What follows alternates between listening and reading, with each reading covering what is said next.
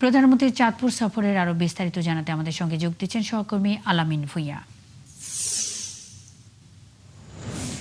আলামিন, প্রধানমন্ত্রীর সফরের সার্বিক প্রস্তুতি কেমন দেখছেন? প্রধানমন্ত্রীর কাছে চাঁদপুরবাসীর কি দাবি আছে?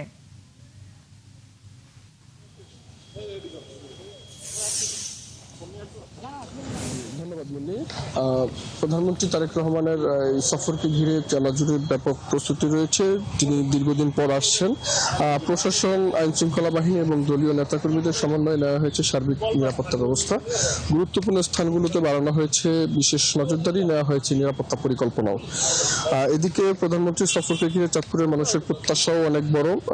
দীর্ঘদিনের নদী ভাঙন সমস্যা থেকে স্থায়ী সমাধানে মেঘনা এবং ডাকাতিয়ায় নদী ভাঙন যেই নদী রয়েছে সেখানে টেকসই ভাঙন বিরোধী বাঁধ নির্মাণের দাবি স্থানীয়দের। এটা দীর্ঘদিনের অন্যতম একটি চাওয়া। পাশাপাশি চাঁদপুর স্টেডিয়ামকে আধুনিকায়ন, মেডিকেল কলেজের স্থায়ী ক্যাম্পাস নির্মাণ এবং প্রযুক্তি বিশ্ববিদ্যালয়ের স্থায়ী ক্যাম্পাস নির্মাণেও রয়েছে শিক্ষার্থীদের দাবি। এছাড়া চট্টগ্রামের সঙ্গে রেল যোগাযোগ উন্নয়ন করা এবং কক্সবাজারের সঙ্গে যে নতুন সংযোগ আছে সেটি নতুন করে স্থাপন করার বিষয়ে জোর দাবি উঠেছে স্থানীয়দের পক্ষ থেকে। এছাড়া জেলার বিভিন্ন শ্রেণী পেশার মানুষ মনে করছেন যে প্রধানমন্ত্রী সফরের মাধ্যমে চাঁদপুরের অবকাঠামো, শিক্ষা, স্বাস্থ্য এবং যোগাযোগ খাতে নতুন গতি আসতে পারে।